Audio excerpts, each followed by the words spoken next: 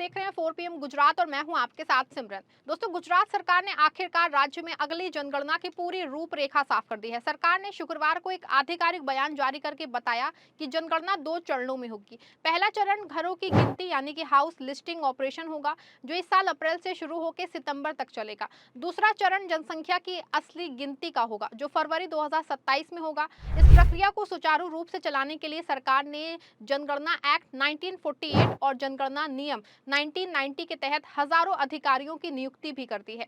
वहीं ये अधिकारी ईमानदारी और जिम्मेदारी से काम करेंगे ताकि जनगणना सही समय पे सही तरीके से और बिना किसी गलती के पूरी हो सके। बता दूं आपको, ये खबर गुजरात के हर नागरिक के लिए महत्वपूर्ण है, क्योंकि जनगणना से मिलने वाले आंकड़ों के आधार पर ही सरकारी योजनाएं, अस्पताल, स्कूल, सड़कें और विकास के काम तय होंगे। जनगणना देश का सबसे बड़ा प्रशासनिक और सांख्यिकी काम माना जाता है। इसमें हर घर, हर परिवार और हर व्यक्ति की जानकारी इकट्ठा की जाती है। भारत में ये काम हर 10 साल में होता है। आखिरी जनगणना 2011 में हुई थी, जिसके बाद 2021 की जनगणना कोविड-19 महामारी की वजह से टल गई। अब केंद्र सरकार ने पूरे देश में जनगणना शुरू करने का फैसला किया है और गुजरात भी उसी के साथ चल रहा है। गुजरात सरकार ने कहा है कि ये प्रक्रिया राज्य के विकास के लिए बहुत जरूरी है। इससे पता चलेगा कि राज्य में कितने लोग रहते हैं, उनकी उम्र, शिक्षा, रोजगार, घर की सुविधाएं, संपत्ति और अन्य जरूरी जानकारियां क्या हैं। इन आंकड़ों के बिना नई योजनाएं बनाना मुश्किल होता है। बता दूं, अगर किसी जिले में बच्चे ज्यादा हैं तो वहां ज्यादा स्कूल और आंगनबाड़ी केंद्र बनाने पड़ते हैं। अगर बुजुर्ग ज्यादा हैं तो स्वास्थ्य सेवाएं बढ़ानी पड़ेंगी। बता दें आपको, गुजरात सरकार ने स्पष्ट किया है कि जनगणना को आसान और सटीक बनाने के लिए इसे 2 हिस्सों में बांटा गया है। पहला हिस्सा हाउस लिस्टिंग ऑपरेशन है।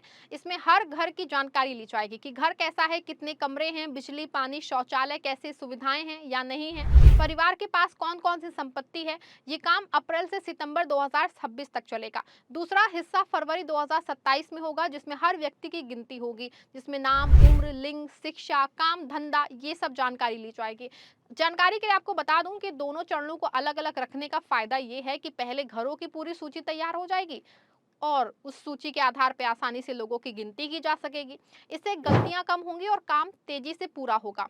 गुजरात सरकार ने 2 फरवरी 2026 को एक नोटिफिकेशन जारी करके एचएलओ का पूरा कार्यक्रम बताया। इसके मुताबिक फील्ड वर्क यानी घर घर सर्वे 20 अप्रैल 2026 से 19 मई 2026 तक चलेगा। इससे पहले 5 अप्रैल से 19 अप्रैल 2026 तक 15 दिनों का डिजिटल सेल्फ इन्यूमरेशन फेज होगा। इस फेज में लोग खुद अपनी जानकारी ऑनलाइन भर सकेंगे।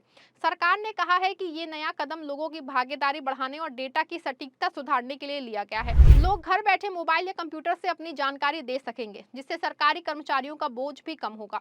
जानकारी के अनुसार सेल्फ इन्यूमरेशन फेज बहुत आसान बनाया गया है। हर परिवार को एक खास लिंक या कोड मिलेगा। उस लिंक पे जाके परिवार का मुखिया या कोई भी सदस्य घर की जानकारी, सदस्यों की संख्या, उम्र, लिंग, ये सब भर सकेगा। सरकार ने कहा है कि ये तरीका उन लोगों के लिए बहुत सुविधाजनक होगा जो दिन भर काम पे रहते हैं या जिन्हें घर पे आने वाले कर्मचारियों का इंतजार नहीं करना पड़ेगा। इससे डेटा जल्दी और सही तरीके से इकट्ठा होगा। अगर कोई परिवार सेल्फ इल्यूमिनेशन नहीं करता तो बता दें, कर्मचारी घर आके जानकारी लेंगे। सरकार का लक्ष्य है ज्यादा से ज्यादा लोग जानकारी दें ताकि काम जो है तेज हो। बता दूं आपको, 20 अप्रैल से शुरू होने वाले फील्ड वर्क में नियुक्त किए गए कर्मचारी हर घर जाएंगे। वो पूछेंगे कि घर का मालिक कौन है, कितने सदस्य हैं, घर में कितने कमरे हैं, बिजली है या नहीं है, पानी कहाँ से आता है, शौचालय है कि नहीं है, परिवार के पास बाइक है, कार है, फ्रिज है, टीवी है, कंप्यूटर है, ये सब चीजें हैं कि नहीं है, इसकी जानकारी भी ली जाएगी। साथ ही परिवार की आर्थिक स्थिति, रोजगार और अन्य जरूरी जानकारियां भी ली जाएंगी। जानकारी के अनुसार ये जानकारी पूरी तरह गोपनीय रहेगी। जनगणना एक्ट 1948 के मुताबिक किसी भी व्यक्ति की निजी जानकारी किसी और को नहीं बताई जाएगी। इसका इस्तेमाल सिर्फ आंकड़ों के रूप में विकास योजनाएं बनाने के लिए किया जाएगा। गुजरात सरकार ने हाल ही में एक नोटिफिकेशन जारी करके हजारों जनगणना अधिकारियों की नियुक्ति कर दी है। ये नियुक्ति जनगणना एक्ट 1948 की धारा 4 और जनगणना नियम 1990 के नियम 3 के तहत की गई है। इन अधिकारियों में जिला कलेक्टर, तहसीलदार, मामलतदार, सरपंच, पंचायत सचिव और अन्य सरकारी कर्मचारी शामिल हैं। सरकार ने कहा है कि ये अधिकारी कर्मचारी अपनी ड्यूटी ईमानदारी से निभाएंगे। अगर कोई अधिकारी लापरवाही करेगा तो उसके खिलाफ कार्रवाई की जाएगी। साथ ही आम लोगों से अपील है कि वो इन अधिकारियों का पूरा सहयोग करें। अगर कोई कर्मचारी घर आए तो उसे सही जानकारी दे ताकि गिनती सही हो सके।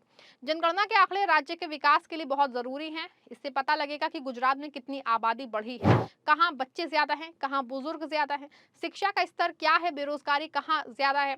इन आंकड़ों के आधार पर सरकार नए स्कूल, अस्पताल, सड़कें, पानी की व्यवस्था और रोजगार योजनाएं बना सकेगी। जानकारी के लिए आपको बता दूं कि अगर किसी जिले में युवाओं की संख्या ज्यादा निकली तो वहां ज्यादा कॉलेज और स्किल डेवलपमेंट सेंटर खोले जाएंगे। अगर किसी क्षेत्र में गरीबी ज्यादा है तो वहां ज्यादा राशन कार्ड और मनरेगा के काम दिए जाएंगे।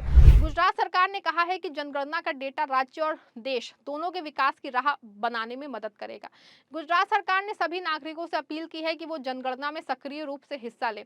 अगर सेल्फ एन्यूमरेशन का लिंक आए तो जरूर भरें। अगर कर्मचारी घर आए तो सही जानकारी दें। सरकार ने साफ कहा है कि जनगणना के दौरान इकट्ठा की गई हर जानकारी पूरी तरह गोपनीय रखी जाएगी। इसका इस्तेमाल सिर्फ सांख्यिकीय उद्देश्यों के लिए किया जाएगा। किसी भी व्यक्ति की निजी जानकारी किसी को नहीं दी जाएगी। जनगणना एक्ट 1948 में इसकी सख्त व्यवस्था है। अगर कोई अधिकारी जानकारी लीक करे तो उसे सजा हो सकती है। इसलिए लोग बिना किसी डर के जानकारी दें। भारत में पहली जनगणना 1872 में हुई थी। 1881 से नियमित रूप से हर 10 साल में होती रही। 2011 की जनगणना के मुताबिक गुजरात की आबादी 6.04 करोड़ थी। अब 15 साल बाद नई जनगणना हो रही है, इसीलिए आंकड़े बहुत बदल गए होंगे। शहरों में आबादी बढ़ी होगी, गांव से प्रवासन हुआ होगा। नई जनगणना से सही तस्वीर सामने आएगी। गुजरात सरकार ने इसे देश का सबसे बड़ा प्रशासनिक काम बताया है। लाखों कर्मचारी इसमें लगेंगे, करोड़ों रुपए खर्च होंगे, लेकिन ये खर्च राज्य के भविष्य के लिए जरूरी है। बता दें आपको, गुजरात के हर नागरिक से अपील है कि अप्रैल 2026 में जब सेल्फ एन्यूमरेशन या कर्मचारी आए तो पूरा सहयोग करें। सही जानकारी देने से ही राज्य का सही विकास होगा। जनगणना एक राष्ट्रीय कर्तव्य है। इसे सफल बनाने में हर व्यक्ति की भूमिका बहुत जरूरी है। गुजरात सरकार ने समय पे तैयारी शुरू कर दी है, अधिकारियों की नियुक्ति भी कर दी है। अब सबकी जिम्मेदारी है कि वो इस महान कार्य में अपना योगदान दे। वहीं इस खबर पे आपकी क्या राय है, कमेंट में जरूर बताइए। इस खबर में फिलहाल बस इतना ही। ऐसी तमाम बड़ी राजनीतिक खबरों के लिए जुड़े रहें और देखते रहें 4 PM गुजरात।